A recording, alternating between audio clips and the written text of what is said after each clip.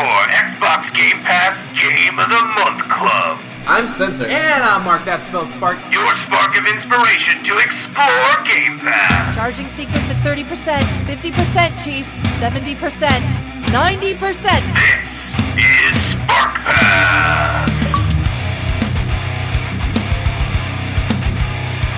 Hey everybody, it's Marc from the SPARCPass podcast. You may notice we're doing something a little bit different here today on the podcast feed. Spencer is not with me. This is a solo episode.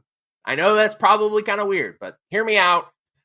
Real quick, before we get started today, I wanted to sort of explain what we're doing here. So, if you didn't know, June is the 1-year anniversary of SPARCPass as an idea. The first episode came out in July, but we really started formulating the show and figuring out what we were going to do for the show in June.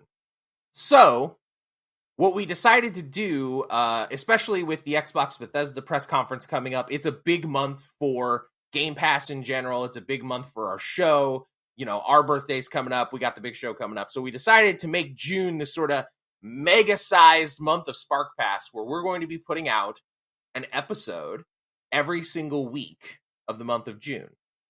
So what that's going to look like is this. I'll explain everything that we're planning on doing. So today, you're going to get this, the first of our 2 SPARCPass audio essay series. Trying out something different where we wanted to just do solo sort of audio essays about a game from Game Pass that you can try right now and just sort of talking about them in a way that's different from a normal review. Like the idea is like, it's not a review of what the game is, which is what we normally do. It's more about how the game makes you feel. You know, what emotions played in your mind as you were playing the game, right? So we're going to be doing 2 of those at the beginning and end of this month. I'm doing one about Tunic, and Spencer is doing one about Hellblade: Senua's Sacrifice. So that's something I'm really looking forward to. I'm looking forward to trying something different. If you guys end up liking that, we may do more of them in the future. If you don't, that's okay, you know? Sometimes we gotta experiment.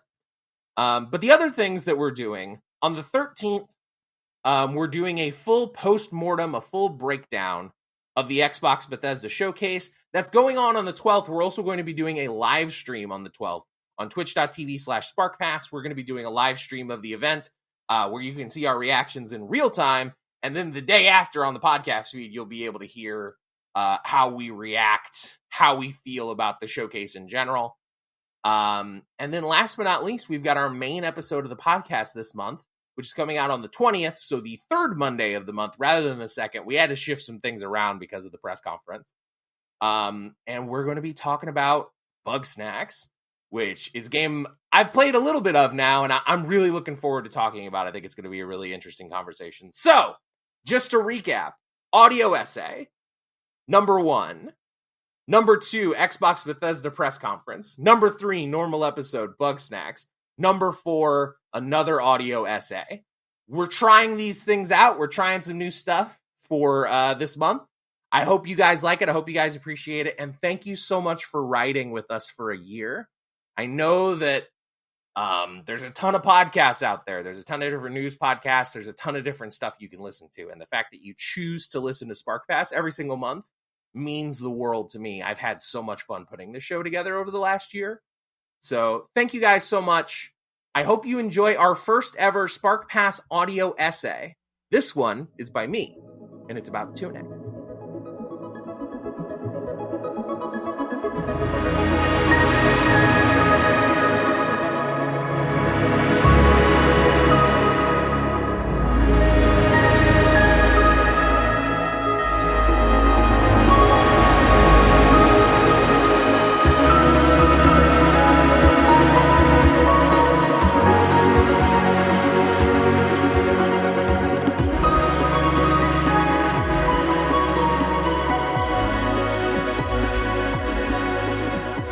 Tunic is an action-adventure game that came out this year, 2022. It was published by Finji and developed in large part by one man, Andrew Shouldice. It's heavily inspired by The Legend of Zelda, taking a smattering of influence from modern Souls games, the spice on top. It's a game largely built around its secrets. and takes joy in player self-discovery through the clever use of an instruction booklet as a mechanic. It's one of the best games of 2022 thus far, and you should absolutely play it.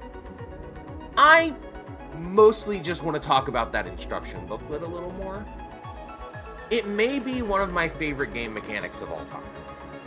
Not because of its effectiveness as a teaching tool, not because it unveils a deeply layered and satisfying puzzle in the late game, not because it feeds into itself so beautifully in being what pulls you forward and being the object that tells you how to go forward beyond it. All of that is true. But I loved the instruction booklet because it reminded me of being a child again. Not through mere cheap nostalgia like so many franchises do these days, but by actually capturing what it felt like as a kid to read an instruction booklet, to imagine a world, to dream. Tunic reaches back while still finding ways to pull us forward. Let's reach back a second.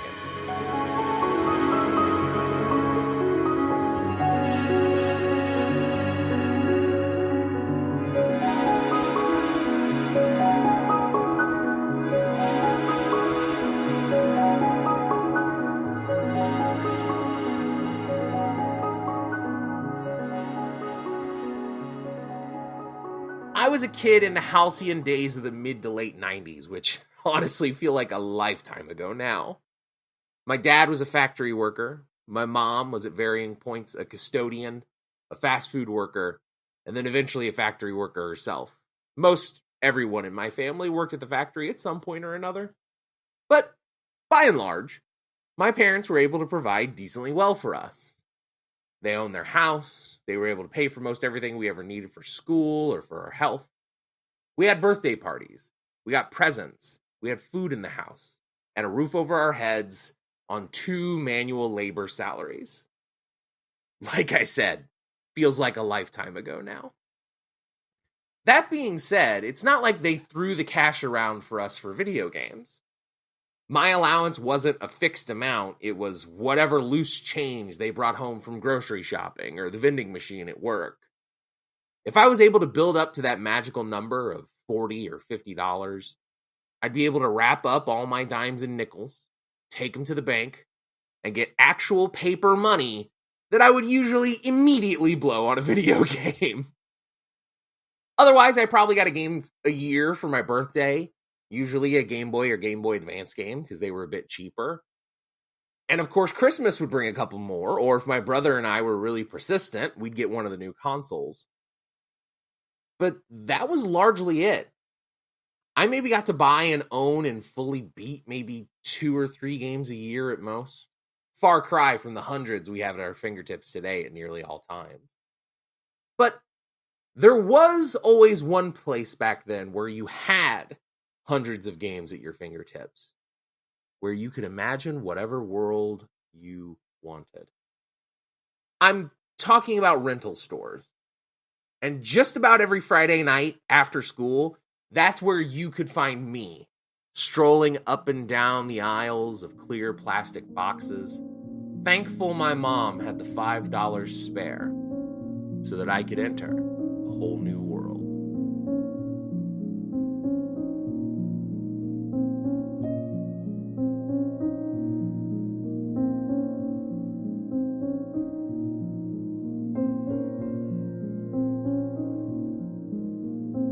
Most kids my age interface with a big national chain, like a Blockbuster or a Family Video. I was lucky enough to have the privilege of having a locally owned VHS and video game rental shop called Wildcat Video. It, like most things in my small town of about 8,000 people, was named after the high school football team. And much like a real Wildcat, it was most intriguing in its den, in the back, under the cover of darkness, where its normal milquetoast blue paint scheme gave way to a dark room, carpeted in the classic arcade carpet of backlit stars and swirling planets. Revealed by the dim light was a galaxy.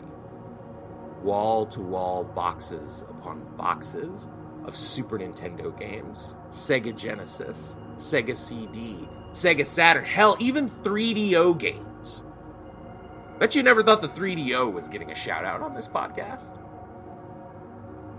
Later, in the PlayStation 2, GameCube, and Xbox era, they moved into this gigantic warehouse-type building that was packed floor to floor with games, DVDs. Hell, they even kept renting out VHS tapes well into the mid-2000s. Of course, the mid-2000s, that's around when Netflix began to take hold and eventually choked the life out of Wildcat Video, just like it did every other rental store in the world. The original home of Wildcat was remodeled and now houses a pretty solid local Mexican restaurant. Its final home, the Cavernous Warehouse, it's now a tractor supply store. I still think about Wildcat every time I drive past either of those buildings whenever I'm back home. In fact, oftentimes I intentionally set my route back to my parents' house to drive away from those buildings. Because as spectacular as either the Galaxy version or the warehouse version of Wildcat was, the drive away from Wildcat was arguably the best part. That's when you got to read the instruction booklet of the new game you just rented for the weekend and take in the beautiful art, read tips and secret strategies, learn the controls before you even set hands on the controller, and figure out multiple facts that you can impress your friends with at school on Monday. Just by opening that crisp, clear case and flipping through those pages, you could be taken away to a place where you could imagine how great the next game you were about to pop into your N64 or original Xbox was going to be. Of course, most of the time, that game wouldn't live up to that lofty expectation. Hell, that's still the case today. But sometimes they do. Sometimes your imagination in the instruction booklet meets the majesty of the game itself, and that's where things truly get special. I think that's a lot of the reason that Tunic resonated so well with me. Not only did we have the anticipation of the game being announced several years ago, and having very little information to go off of, and being able to imagine what that game would be like that created this sense of anticipation, but also, once the game finally came out, flipping through that instruction booklet, seeing the cute art mixed alongside tips and tricks again for the first time in a very long time, it just took me back to being that kid troving up and down the aisles of Wildcat Video again. Back to that kid dreaming in the backseat, flipping through the instruction book. But the great news is that if you don't have that nostalgia, it doesn't just ply in that nostalgia. It's also an awesome game for modern gamers too. If you've ever loved any hard-as-nails action RPG or any pre-Breath of the Wild Zelda game, you are going to feel right at home in Tunic. It has stellar puzzle design, great combat, a compelling story that's said almost entirely wordlessly. It just gives you great gameplay and lets your imagination fill in the gaps. It's just a stunning little bit of design. Tunic, undoubtedly, has been my favorite game so far this year. And I never would have explored it without Game Pass. A lot of people refer to Xbox Game Pass as Netflix for video games. And while I guess that's a true comparison, it's never the comparison that's felt right to me. I've never wanted to call it Netflix for video games. I often instead find myself calling it the world's greatest video game rental store instead. Because, yeah, you don't get the crisp plastic cases and the instruction books but you do get thousands of games at your fingertips that you can try over and over and over and over again, all from the comfort of your couch.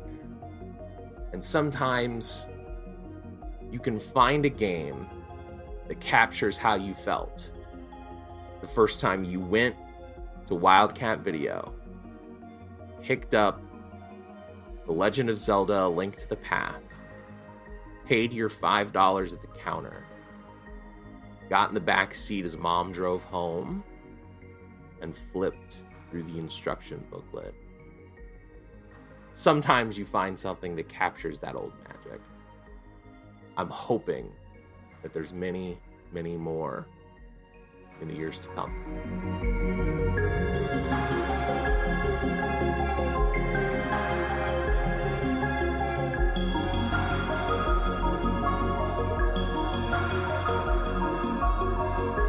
The music that you heard in this episode is from the Tunic original game soundtrack by Lifeformed and Janice Kwan. We do not own that music. Please support the official release. You can find that on their Bandcamp page. The album's $13 and it's worth every penny. The music in this game is just incredible. Thank you for listening. We'll see you next week.